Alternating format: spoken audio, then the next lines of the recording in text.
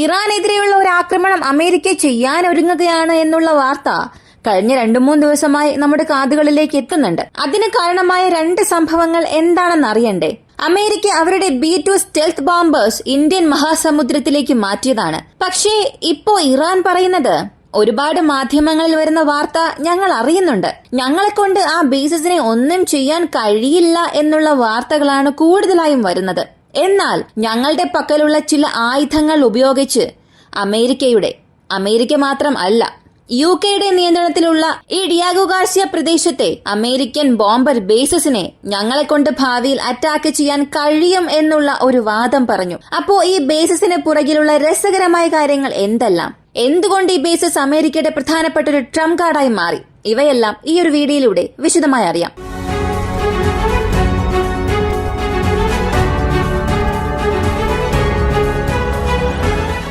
ഇപ്പോ നിലവിൽ സംഭവിക്കുന്ന പ്രശ്നങ്ങളെക്കുറിച്ച് അറിയണമെങ്കിൽ ആദ്യം ഇതിലുള്ള ഭൗമരാഷ്ട്രീയ സംഘർഷങ്ങളെക്കുറിച്ച് നമ്മൾ അറിയണം. എങ്കിൽ മാത്രമേ ഈ സംഭവത്തിന് പുറകിലുള്ള പ്രശ്നം എന്താണ്, എന്തുകൊണ്ട് ഈ മിലിറ്ററി ബേസ് മാത്രം ഇറാന് വലിയൊരു തലവേദന സൃഷ്ടിക്കുന്നു എന്നുള്ളത് മനസ്സിലാക്കാൻ സാധിക്കും. ഡിയാഗോ ഗാർസിയ ചാർഗോസ് ആർച്ചിപ്പെലഗോ, അതായത് ചാർഗോ ദ്വീപ സമൂഹത്തിലുള്ള 58 ദ്വീപുകളിൽ വളരെ പ്രധാനപ്പെട്ട ദ്വീപ്. ഇതിന്റെ മുഴുവൻ വിസ്തീർണം തന്നെ 30 മുതൽ 40 സ്ക്വയർ കിലോമീറ്റർ ആണ്. ഇത് ഇന്ത്യൻ മഹാസമുദ്രത്തിൽ ഇന്ത്യയുടെ സതേൺ മോസ്റ്റ് പോയിന്റിൽ നിന്ന് 1700 കിലോമീറ്റർ ദൂരത്തിലുള്ള ഒരു ചെറിയ ദ്വീപ് മേഖല. സൗത്ത് ആഫ്രിക്ക എടുത്താൽ അല്ലെങ്കിൽ അതിന് തൊട്ടടുത്തുള്ള ഇന്തോനേഷ്യയുടെ ഏതെങ്കിലും ഒരു ദ്വീപ് എടുത്താലും ഇതിന്റെ ശരാശരി ദൂരം എന്നത് അല്ലെങ്കിൽ ഒരു സെൻട്രലൈസ്ഡ് പോയിന്റ് എന്നത് 1500, 1800, 2000 കിലോമീറ്റർ അകലത്തിലാണ്. ഇനി വളരെ അടുത്തുള്ള ഒരു ഇന്റർനാഷണൽ ബൗണ്ടറി ഏതാണെന്ന് നോക്കിയാൽ മാൽദീവ്സിന്റെ കടൽ പ്രദേശമാണ്. ഈ ദ്വീപിൽ നിന്നും 560 കിലോമീറ്റർ അകലെയാണ് മാൽദീവ് ഉള്ളത്. ശരി, ഇപ്പോ ഈ പ്രദേശത്ത് എന്തുകൊണ്ട് യാതൊരു ബന്ധവും ഇല്ലാതെ അമേരിക്ക ഇങ്ങനെ ഒരു ബേസ് ലഭിച്ചു എന്ന് ചോദിച്ചാൽ, ഇത് അമേരിക്കയുടെ ഒറിജിനൽ ബേസ് അല്ല. ഇത് UK സ്വന്തമായ ഒരു സ്ഥലമാണ്. 1965 മുൻപ് ബ്രിട്ടൻ ഗവൺമെന്റ് ഈ ഒരു പ്രദേശത്തെ വിട്ട് പുറത്തേക്ക് പോകുന്നതിന് മുൻപ് ഒഫീഷ്യലായി അത് അവരുടെ നിയന്ത്രണത്തിന് കീഴിലായിരുന്നു ഉണ്ടായിരുന്നത്. എന്നാൽ അതിനുശേഷമുണ്ടായ പ്രശ്നങ്ങൾ കാരണം മൗറീഷ്യസ് UN കൌൺസിലിൽ ചെന്ന് വലിയ പ്രശ്നങ്ങൾ ഉണ്ടാക്കി. ഇത് ഞങ്ങളുടെ ദ്വീപാണ്, ഇത് ഞങ്ങൾക്ക് സ്വന്തമായ പ്രദേശമാണെന്ന് പറയുകയും UN കൌൺസിൽ അല്ലെങ്കിൽ ഇന്റർനാഷണൽ കോർട്ട് ഓഫ് ജസ്റ്റിസ് ആയാലും ഈ ഒരു പ്രദേശം മൗറീഷ്യസിന് സ്വന്തമാണ് എന്നുള്ള ഒരു വിധി പുറപ്പെടുവിച്ചു. എന്നാൽ ഇപ്പോൾ വരെയും അമേരിക്ക അതിനെ ബഹുമാനിച്ചിട്ടേയില്ല. UK കഴിഞ്ഞ 2024 ഈ ദ്വീപ് നിങ്ങൾക്കാണ് സ്വന്തം, എന്നാൽ ഇവിടെയുള്ള മിലിറ്ററി ബേസസ് 99 വർഷത്തേക്ക് എനിക്ക് പാട്ടത്തിന് നൽകണം എന്നാവശ്യപ്പെട്ടു. അങ്ങനെ 2024 നവംബർ മാസത്തിൽ ഈ 2 രാജ്യങ്ങളും ചേർന്ന്, മൗറീഷ്യസും UK ചേർന്ന് ഒരു സംയുക്ത പ്രസ്താവന പുറപ്പെടുവിച്ചു. ഇത് പ്രസിദ്ധീകരിച്ചത് മാത്രം അല്ല, ഇതിന് പുറകിൽ നിരവധി വാദങ്ങളും ഉയർന്നു വന്നു. കാരണം അവിടെ ജീവിച്ചിരുന്ന പുരാതന നിവാസികൾ ഏകദേശം 1000 പേരോളം അവിടെ താമസിച്ചിരുന്നു. 1970കളിൽ ഇവരെ നിർബന്ധിച്ച് പുറത്താക്കുന്നു. അതായിരുന്നു മൗറീഷ്യസ് സർക്കാരിനെ വളരെയേറെ ദേഷ്യം പിടിപ്പിച്ചത്. ഇപ്പോ എന്തുതന്നെ ആയാലും ഈ ഒരു ബേസ് UK നിയന്ത്രണത്തിലാണ്. അവർ ലീസിനാണ് ആ പ്രദേശം എടുത്തതെങ്കിലും പൂർണ്ണമായും ഇതിന്റെ സ്ട്രാറ്റജിക് കൺട്രോൾ എന്നത് അമേരിക്കയുടെ പക്കൽ മാത്രമാണ്. അതിന് പ്രധാനപ്പെട്ട കാരണം അമേരിക്കയുടെ 2 പ്രധാനപ്പെട്ട ബോംബർ ബേസ്, ഒരു വശത്ത് ഇന്ത്യൻ മഹാസമുദ്രത്തിൽ ഡിയാഗോ ഗാർസിയാണെങ്കിൽ മറുവശത്ത് ഗ്വാം ഐലാൻഡ് ആണ്. ഇവ രണ്ടും അമേരിക്കയുടെ വളരെ പ്രധാനപ്പെട്ട ട്രംപ് കാർഡ് എന്ന് തന്നെ പറയാം. അമേരിക്കയ്ക്ക് ഏത് വശത്ത് പ്രശ്നം സംഭവിച്ചാലും ഇവിടെയുള്ള ബേസസിനെ ആക്സസ് ചെയ്ത് ഓസ്ട്രേലിയക്ക് പോലും ഒരു കവറേജ് അമേരിക്കയ്ക്ക് നൽകാൻ സാധിക്കും. അതുകൂടാതെ ഇറാൻ, ആഫ്രിക്കൻ കോണ്ടിനെന്റിലുള്ള ചില രാജ്യങ്ങൾ, മിഡിൽ ഈസ്റ്റിൽ സംഭവിക്കുന്ന പ്രശ്നങ്ങൾ, ഇങ്ങനെ എല്ലാ കാര്യങ്ങൾക്കും ഇതിനെ ഒരു സെൻട്രലൈസ്ഡ് പോയിന്റ് ആക്കി മാറ്റി അമേരിക്ക കൊണ്ട് നിയന്ത്രിക്കാൻ സാധിക്കും. ശരി, ഇപ്പോ ഈ പ്രശ്നങ്ങൾ എപ്പോൾ ഗുരുതരമാകാൻ തുടങ്ങി എന്ന് നോക്കിയാൽ 3 ദിവസത്തിന് മുൻപ് അമേരിക്കയുടെ പക്കൽ നിന്നും അമേരിക്കയുടെ മാധ്യമങ്ങൾ വഴിയും ലോകത്തിലുള്ള മെയിൻ സ്ട്രീം മാധ്യമങ്ങൾ വഴിയും ഒരു വാർത്ത പുറത്തു വരുന്നു. ഒരു റേഡിയോ കമ്മ്യൂണിക്കേഷൻ ലീക്കായി. എങ്ങനെയാണോ യമൻ ഹൂതി റിബൽസിനെതിരെയുള്ള അറ്റാക്ക് സിഗ്നൽ ചാറ്റ് പുറത്ത് റിലീസായത്, അതുപോലെ തന്നെ ഒരു റേഡിയോ കമ്മ്യൂണിക്കേഷൻ ഡീകോഡ് ചെയ്ത് പുറത്തേക്ക് വരുന്നു. അതിലൊരു വാർത്തയുണ്ടായിരുന്നു. ഓസ്ട്രേലിയയുടെ നേവിക്കും അമേരിക്കയുടെ എയർഫോഴ്സിനും ഇടയിലുണ്ടായ കമ്മ്യൂണിക്കേഷനിൽ ബോംബേഴ്സിന്റെ അറൈവലിനെ കുറിച്ച് വ്യക്തമായ ഒരു കാര്യം അവർ സംസാരിച്ചിരുന്നു. ഇത് പുറത്തു വന്നതും കാട്ടുതീയേക്കാളും വളരെ വേഗത്തിൽ അത് പടരാൻ തുടങ്ങി. അതിന്റെ പ്രധാനപ്പെട്ട കാരണം ഈ ഒരു ബേസിൽ അമേരിക്കയുടെ B2 സ്പിരിറ്റ് ബോംബേഴ്സ് കൂടുതലായി നിർത്തിവെക്കാൻ സാധിക്കും. ഇപ്പോൾ വന്നിരിക്കുന്ന കണക്കനുസരിച്ച് നോക്കിയാൽ 5 മുതൽ 7 വിമാനങ്ങൾ വരെയും ഈ ഒരു ബേസിൽ നിർത്തിവെച്ചിട്ടുണ്ടാകാമെന്നും പറയുന്നു. സത്യത്തിൽ ഒറ്റക്കല്ലിൽ 2 മാങ്ങ പോലെയാണ് അമേരിക്കയ്ക്കിത്. അതിനുള്ള കാരണം കഴിഞ്ഞ 3 മാസങ്ങളിൽ ട്രംപ് അധികാരത്തിൽ വന്നതിനു ശേഷം ഹൂത്തികൾക്കെതിരെയുള്ള അമേരിക്കയുടെ വ്യോമാക്രമണം പല മടങ്ങ് അധികമാക്കിയിട്ടുണ്ട്. ആ ഒരു സ്പൈക്ക് ഉയരുക മാത്രമാണ് ചെയ്തത്. ഇതെല്ലാം വായിച്ചു നോക്കുമ്പോൾ ഇത് ഹൂത്തികൾക്കെതിരെയുള്ള ഒരു പ്രവർത്തനമായി തോന്നാം. എന്നാൽ അത് സത്യമല്ല. ഇത് ഇറാന് ക്ലിയർ ആയിട്ടുള്ള ഒരു മുന്നറിയിപ്പാണ് നൽകുന്നത്. ഇറാൻ ഇവിടെ എന്തെങ്കിലും ഒരു പ്രശ്നം ഇസ്രായേലിനെതിരെ ചെയ്യണമെന്ന് ചിന്തിച്ചാൽ, അല്ലെങ്കിൽ ഹൂത്തീസിന് പിന്തുണ നൽകുന്ന രീതിയിലുള്ള ഷിപ്മെന്റ്സ് അവിടെ വരികയാണെങ്കിൽ അവർക്ക് ഒരു ചെക്ക് പോയിന്റ് വയ്ക്കുന്ന രീതിയിലാണ് ഈ ഒരു ബേസ് തന്നെ നിർമ്മിച്ചിരിക്കുന്നത്. എന്തിന്? 2001, 2003 ഇറാഖിൽ നടന്ന വാർ, ഇവയ്ക്കെല്ലാം അമേരിക്ക ഈ ഒരു ബേസിനെ അധികം ഉപയോഗിച്ചിട്ടുണ്ട്. എന്നാൽ ഇറാനെ കൊണ്ട് ഇത് തൊടാൻ സാധിക്കുമോ? ഇറാനെ കൊണ്ട് ഈ ഒരു ബേസിന് എന്തെങ്കിലും പ്രശ്നം സൃഷ്ടിക്കാൻ കഴിയുമോ എന്നൊരു ചോദ്യം നിങ്ങൾക്ക് വരാം. കാരണം അത്രയും വലിയ പ്രശ്നം ഈ ഒരു ബേസ് കാരണം ഇറാന് സംഭവിക്കുമെന്നുള്ളപ്പോൾ ഇറാനെ കൊണ്ട് ഇതിനെ എന്തെങ്കിലും ചെയ്യാൻ കഴിയുമോ എന്നുള്ള ചോദ്യം തീർച്ചയായും വരേണ്ടതാണ്. അതിന്റെ ഉത്തരം എന്താണെന്ന് അറിയണ്ടേ? ഇപ്പോ ഈ ഒരു സെക്കൻഡ്, ഈ ഒരു മിനിറ്റിൽ നിങ്ങൾ ഈ വീഡിയോ കണ്ടുകൊണ്ടിരിക്കുകയാണെങ്കിൽ തീർച്ചയായും ഇറാനെ കൊണ്ട് ഈ ഒരു മിസൈലിനെ ഇപ്പൊ തൊടാനേ സാധിക്കില്ല. ഇത് കേൾക്കാൻ ഒരുപാട് പേർക്ക് ചിലപ്പോൾ വല്ലാത്ത ദേഷ്യം വന്നേക്കാം, അല്ലെങ്കിൽ ഇതൊക്കെ കള്ളമാണ്, വെറുതെയാണ് എന്നൊക്കെ തോന്നിയേക്കാം. ലളിതമായ ഒരു കാൽക്കുലേഷൻ പറയാം. ഇറാന്റെ പക്കൽ ഉള്ളതിൽ വെച്ച് ഏറ്റവും ലോങ്സ്റ്റ് റേഞ്ച് പോകാൻ കഴിയുന്ന ഒരു ബാലിസ്റ്റിക് മിസൈൽ, IRBM അല്ല, ഇന്റർമീഡിയം റേഞ്ച് ഉള്ള ഒരു ബാലിസ്റ്റിക് മിസൈൽ ഇറാന്റെ പക്കൽ ഇല്ല. കാരണം അതിന്റെ റേഞ്ച് 3000 മുതൽ 5000 കിലോമീറ്റർ വരെയാണ്. അവരുടെ പക്കൽ മീഡിയം റേഞ്ച് ബാലിസ്റ്റിക് മിസൈൽ ഉണ്ട്. അതും ഈ ഖൈബർ പഖ്തൂൺ എന്ന അഡ്വാൻസ്ഡ് മിസൈലാണ് ലോങ്സ്റ്റ് റേഞ്ച് പോകാൻ കഴിയുള്ള ബാലിസ്റ്റിക് മിസൈൽ. അതാണ് ഇറാന്റെ ആർസണലിലുള്ളത്. അതിന്റെ റേഞ്ച് നോക്കിയാൽ 2000 കിലോമീറ്ററിലും അധികമാണ്. ഈ 2000 കിലോമീറ്റർ വെച്ച് വേണമെങ്കിൽ ഒരു പക്ഷെ നമ്മുടെ കേരളം വരെയും ടാർഗറ്റ് ചെയ്യാൻ സാധിച്ചേക്കാം. ഉദാഹരണത്തിന് ഇറാന്റെ ആ കേന്ദ്ര ഭാഗത്ത് നിന്ന് കേരളം വരെയും ഒരു പക്ഷെ ആ മിസൈലിനെ കൊണ്ട് റേഞ്ച് നൽകാൻ സാധിച്ചേക്കാം. എന്നാൽ ഇറാനിൽ നിന്നും ഈ ഒരു ബേസ്, ഇറാന്റെ ബോർഡറിൽ നിന്നും ഈ ഒരു ബേസ് ഉള്ളത് 3600 കിലോമീറ്ററിലും അധികമാണ്. ഇത്രത്തോളം മാക്സിമം റേഞ്ച് റീച്ച് ചെയ്യുന്ന ഒരു ബാലിസ്റ്റിക് മിസൈൽ ഇറാന്റെ ആർസണലിൽ ഇപ്പോൾ വരെയും ഇല്ല. എന്നാൽ അതിന് പകരം ഇറാന്റെ പക്കൽ ഒരു ക്രൂയിസ് മിസൈൽ ഉണ്ട്, സൗബർ എന്ന ക്രൂയിസ് മിസൈൽ. ഇതിന്റെ മാക്സിമം റേഞ്ച് 2500 കിലോമീറ്ററിലും അധികമാണ് എന്നുള്ളൊരു ക്ലെയിം അവർ നടത്തി. എന്നാൽ ഇതിനെ കൊണ്ടുപോലും ആ ഒരു ബേസിൽ കൃത്യമായ ഒരു പ്രശ്നം ഉണ്ടാക്കാൻ സാധിക്കുമോ എന്നറിയില്ല.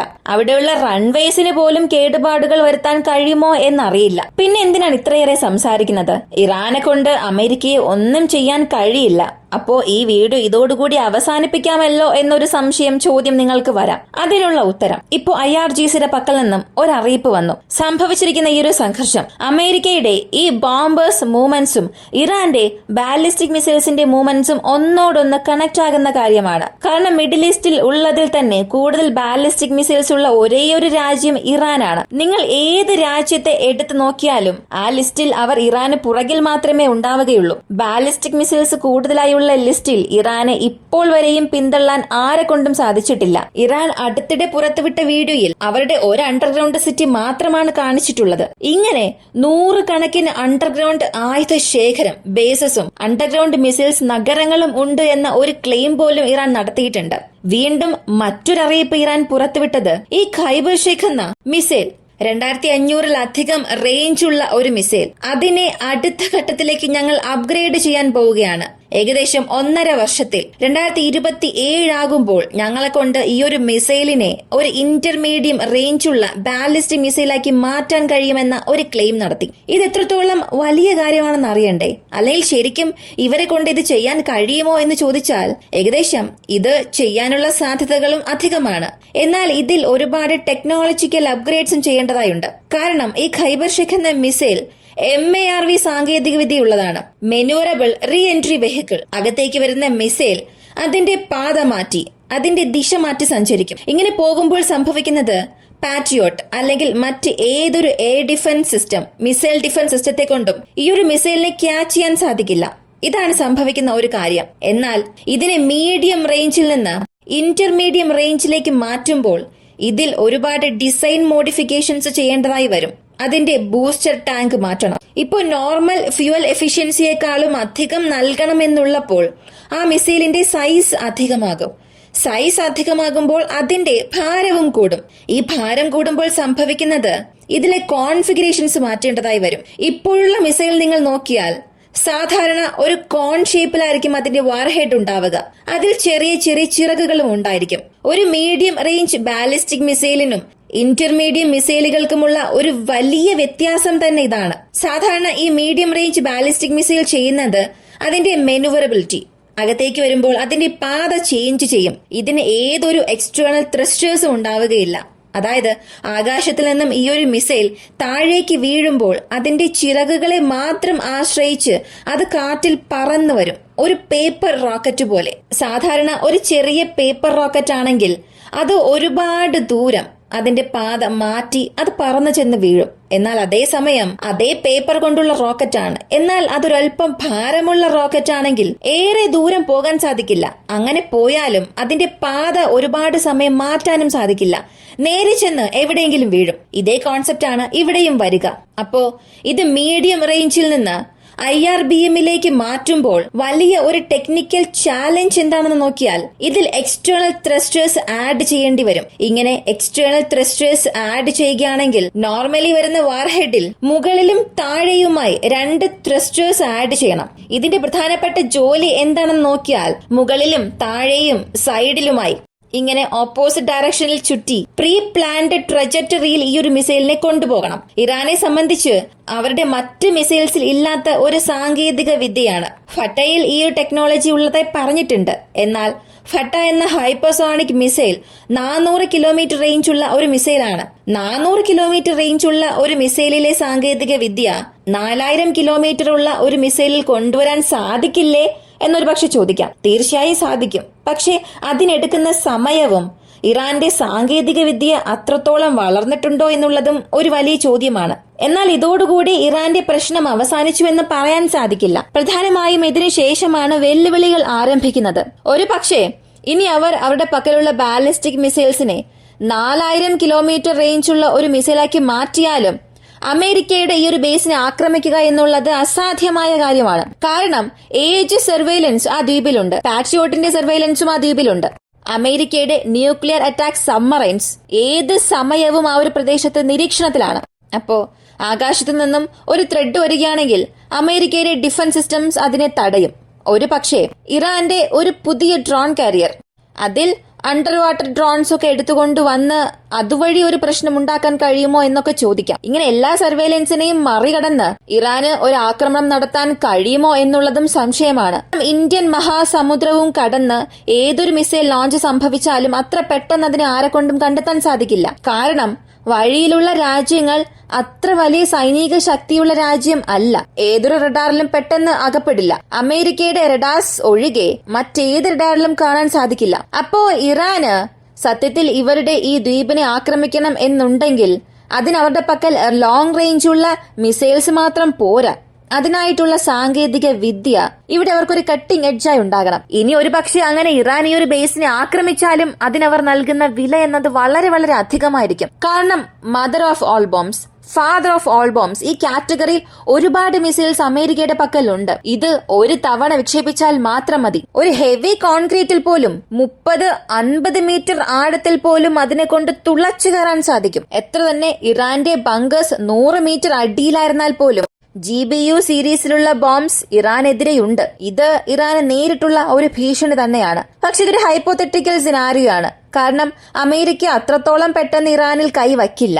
അങ്ങനെ വയ്ക്കുകയാണെങ്കിൽ അതൊരു റീജിയണൽ ഓൾ ഔട്ട് വാറിലേക്ക് വരും. അങ്ങനെ അല്ലെങ്കിൽ ഇറാനിൽ അമേരിക്കയെ കൊണ്ടൊരു വലിയ വലിയ നഷ്ടങ്ങൾ ഉണ്ടാക്കാൻ സാധിച്ചാലും അമേരിക്കയ്ക്ക് ഒരിക്കലും മറക്കാനാകാത്ത വേദന നൽകാൻ പോലും ഇറാനെ കൊണ്ട് സാധിക്കും. അപ്പോ ഇതെല്ലാം ഒരു സൈക്കോളജിക്കൽ ഗെയിമായി മാറുകയാണ്. കാരണം ഈ ഒരു റേഡിയോ കമ്മ്യൂണിക്കേഷനെ ബ്രേക്ക് ചെയ്ത് ഇത്രത്തോളം വലിയൊരു സംഘർഷം ഉണ്ടാക്കേണ്ട ആവശ്യം അമേരിക്കയ്ക്കില്ല. പക്ഷെ അവിടെ സംഘർഷം ഉണ്ടാകണം. സംഘർഷം ഉണ്ടാക്കിയാൽ മാത്രമേ ഭയം ഉണ്ടാവുകയുള്ളൂ. ഈ കാരണം കൊണ്ട് മാത്രമാണ് ഇങ്ങനെയുള്ള അറിയിപ്പുകൾ പുറത്തുവിട്ടത്. മാത്രമല്ല ഹൂത്തീസിനെതിരെയുള്ള സ്ട്രൈക്കുകൾ നടത്താനായിട്ടും ഈ ബോംബേഴ്സിനെ അവിടെ കൊണ്ടുവന്നത്. അപ്പോ അമേരിക്ക ഇങ്ങനെ ഒരു ഭാഗത്ത് അവരുടെ ടെക്നോളജിയും അവരുടെ ബോംബർ വിമാനങ്ങളെയും ഇറാനെ ഫോക്കസ് ചെയ്ത് പുറത്തേക്ക് കൊണ്ടുവരുന്തോറും ഇറാനും അവരുടെ സാങ്കേതിക വിദ്യ അടുത്ത ഘട്ടത്തിലേക്ക് നീക്കിക്കൊണ്ടിരിക്കും. അടുത്ത ഇന്റർമീഡിയം ബാലിസ്റ്റിക് മിസൈൽസ് നിർമ്മിച്ചാൽ ICBM ആയിരിക്കും അടുത്ത ലക്ഷ്യമായി മാറുക. ഇറാന്റെ പക്കൽ ICBM വരികയാണെങ്കിൽ നോർത്ത് കൊറിയയെക്കാട്ടിലും വലിയൊരു ഭീഷണിയായി ഇറാൻ മാറും. ഈ ഒരു വീഡിയോ കുറിച്ചുള്ള നിങ്ങളുടെ അഭിപ്രായം എന്താണെന്നുള്ളത് കമന്റിൽ പറയുക. ഇങ്ങനെയുള്ള വീഡിയോസിന് താല്പര്യമുള്ളവരാണ് നിങ്ങളെങ്കിൽ ഇപ്പോൾ തന്നെ നമ്മുടെ ചാനൽ സബ്സ്ക്രൈബ് ചെയ്യുക. മറ്റൊരു വീഡിയോയുമായി വീണ്ടും കാണാം.